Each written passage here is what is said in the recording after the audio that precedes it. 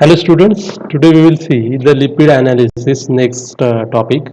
In the previous lecture we have already seen what are the definition, introduction, classification, what are the basic about the solvent extraction, what are the initial stages regarding to the solvent extraction.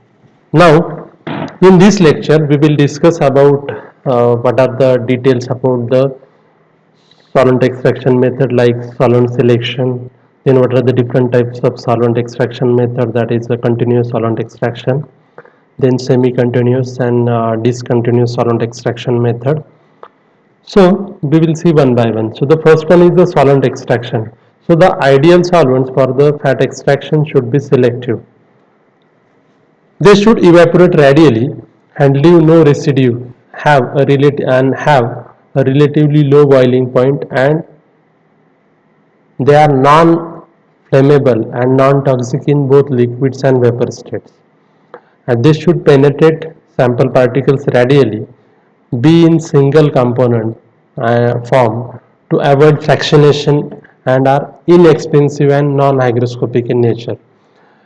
Okay, so these are the general category, general expectation from the solvent. That is, the solvent should be volatile, low boiling. That is that non-flammable. Then it should be penetrates easily. It doesn't. It is non-hygroscopic. It means it is moisture hitting. So it can't absorb the moisture. It is inexpensive. It is easily available, cheaply available. Then petroleum ether is low boiling point fraction of the petroleum, and it is composed mainly of pentane and hexane. So it has a boiling point of 35 to 38 degrees Celsius and is more hydrophobic than ethyl ether. So generally for the solvent extraction, ethyl ether is mostly used. But as far as the criteria is concerned, it is having boiling point higher than the particular petroleum ether. It is having some flammable characteristics. That's why the petroleum ether is quite used in the solvent extraction method. So it is selective for more hydrophobic lipids, that is cheaper, less hygroscopic and less flammable than the ethyl ethers. So the first one is the first method, that is solvent extraction continuous way, that is goldfish method. So for the continuous solvent extraction, solvent from the boiling flask continuously flows over the sample held in the ceramic thimble. Fat content is measured by weight loss of the sample or by the weight of the fat which is removed. Then what are the characteristics? So the continuous method gives faster and more efficient extraction than the semi-continuous extraction method. However, they may cause channeling, which results in the incomplete extraction. Then this is the procedure for the particular solvent extraction, that is goldfish method, that is a continuous extraction method. So we have to first weigh the sample, pre-dried sample in the porous ceramic extraction thimble, and place the sample into that thimble. Then weigh pre-dried extraction beaker. So we have to weigh the particular extraction beaker which is already pre-dried. Then place the ceramic extraction thimble into the glass holding tube and then up into the condenser, over which we have to place the condenser. Then place anhydrous ethyl ether in the extraction beaker and put beaker on the heater. Now extract the given sample for the 4 hours. After that, lower the heater and let samples to cool. Then remove the extraction beaker and let air dry for the overnight. Then at 100 then we have to heat that at 100 degrees Celsius for 30 minutes. Then weigh the flask to determine the percentage of the lipids in the sample. So in the calculation, weight of the fat in the sample is calculated by using the difference between sample, that is the fat, minus beaker, or the percentage of the fat on the dry weight basis. It is determined by gram of fat in a sample divided by gram of dried sample which is taken for the analysis into 100. So this is about the goldfish method, that is continuous extraction method. Then the next one is the semi-continuous extraction method. So it is a Soxhlet method. So what is the principle? So for the semi-continuous extraction method, the solvent builds up in the extraction chamber for 5 to 10 minutes and completely surrounds the sample and then siphons back to the boiling flask. So the fat content is measured by weight loss of the sample or by weight of the fat which is to be removed. Then what are the characteristics? So a soaking effect of the sample that does not cause channeling. However, this method requires more time than the continuous method. So generally we require 6 hours, 10 hours or sometimes 12 hours for the completion of the Soxhlet extraction. Then instrumentation for a more rapid and automated version of Soxhlet method is available. Then preparation of the sample. So for the preparation of the sample, which contains more than 10% water, dry the sample to the constant weight at 95 to 100 degrees Celsius under a pressure less than or equal to 100 mm of Hg for about 5 hours. Then this is the particular Soxhlet apparatus. So the apparatus consisting of the boiling flask. Then this is particular Soxhlet assembly which is having siphon arm. Then here this is the particular thimble. Then here we have placed the sample. This is the condenser. So how it works? So here we have placed the sample, place the solvent. Okay, as soon as we have heat the sample, then the vapors of the solvent, they are goes upward and upward, okay, and comes in contact with the condenser, and the solvent is get condensed and dropped onto the sample, that is on the thimble which containing the sample. As soon as the sample is particular thimble is saturated with the particular solvent, then that solvent is goes to the particular solvent flask in the boiling flask.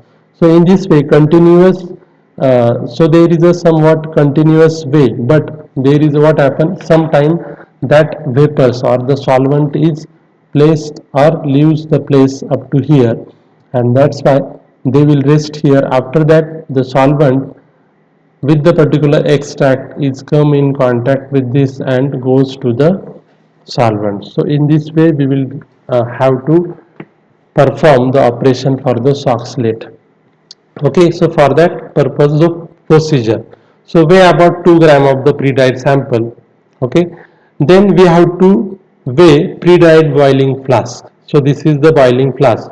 So why it is why there is a need to weigh that one? Okay, so after extraction is completed, we have to evaporate the solvent by using rotary evaporator, and after that we have to get the weight of the sample. So for that purpose we have to weigh the pre-dried flask.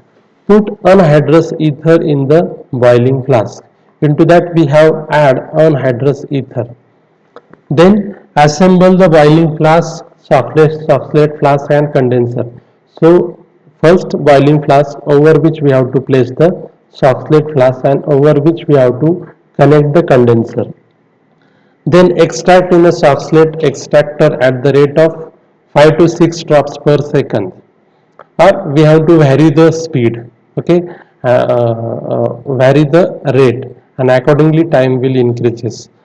Cool in desiccator and weigh. We have to, after extraction is completed, we have to cool it and place in a desiccator and then weigh. Then the next one is the discontinuous solvent extraction method, that is Mosner's method. So what is Mosner's method? So what is the principle? So the fat is extracted with the mixture of ethyl ether and petroleum ether in Mosner flask, and extracted fat is dried to a constant weight and expressed in percent fat by weight. So the Mosner's test is an example of discontinuous solvent extraction method. If petroleum ether is used to purify the extracted fat, This method is very similar to Rose-Goletab method. So the Moisner's method was developed for primarily to the dairy food, but it is applicable to other foods also. Specifically, methods for the fat in the flour and fat in the pet food both involves the acid hydrolysis with HCl. Then next one is the preparation of the sample. So bring the sample to about 23 degrees Celsius, mix to prepare homogeneous sample by pouring back and forth between the clean beakers. Then promptly weigh or measure the test portions. If lumps of the cream do not disperse, warm the sample in the water bath to about 38 degrees Celsius and keep mixing until it is homogeneous using rubber polishment. When it can be done without interfering with dispersal of the fat, cool warm samples to about 20 degrees Celsius before transferring to the test portion. Then procedure. So first of all we will weigh the sample about 10 gram of the milk into the Moisner fat extraction flask. Then into that add 1.5 ml of ammonium hydroxide and shake vigorously. If it is sour, then add 2 ml excess of ammonium hydroxide. Then add 10 ml of 95% of ethanol and shake for 90 seconds. Add 25 ml of diethyl ether and then shake for 90 seconds.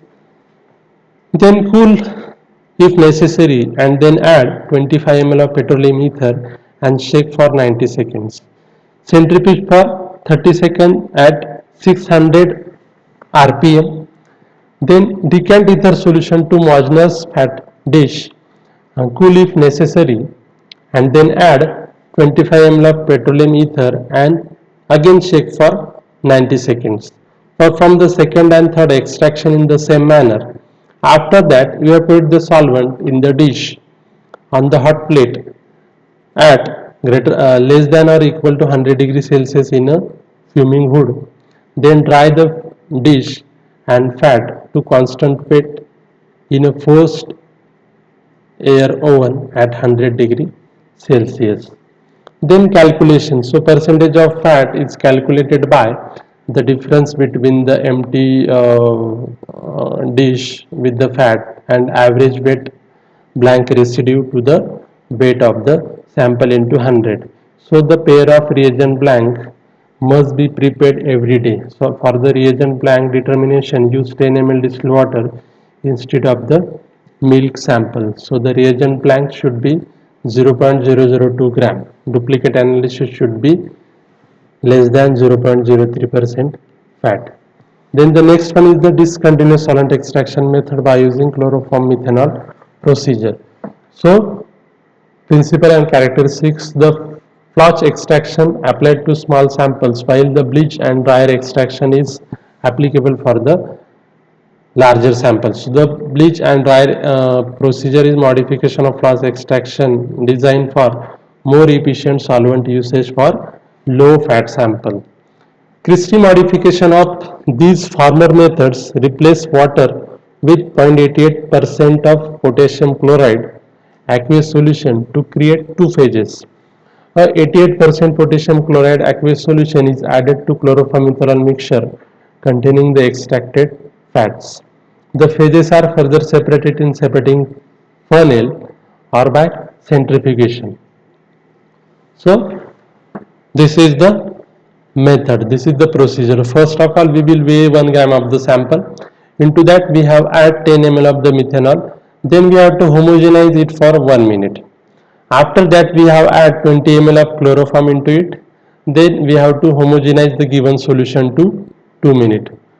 Filter the given solution and re-extract it with 20 ml of chloroform and 10 ml of methanol. Then we have to again filter that. Then combine these extracts and then calculate the 25% of total volume. That means the total volume with respect to the sample extract, we have to calculate that, and that much amount of 0.88% KCl is added to it. Okay, after that remove the lower lipid layer. Obviously the lipid is at lower layer. Okay, then calculate about 25% of the total volume, and that much amount of water is to be added into that. Okay, water is to be added. After that, to remove the H2O, we have to add sodium sulfate. Okay, sodium sulfate is having tendency to absorb the water. Then filter to separate hydrated sodium sulfate. Okay, so that sodium sulfate will catch the water. Okay, and then filter it by using chloroform. Then we have to add a chloroform. Then place the chloroform lipid solution to remove the chloroform by rotary evaporator below 50 degrees Celsius. Then we have to weigh the sample, weigh the flask to determine the percentage of the lipids in the given sample. Okay, so this is all about the solvent extraction method, that is a modified false extraction method. So this is all about the today's lecture. Thank you.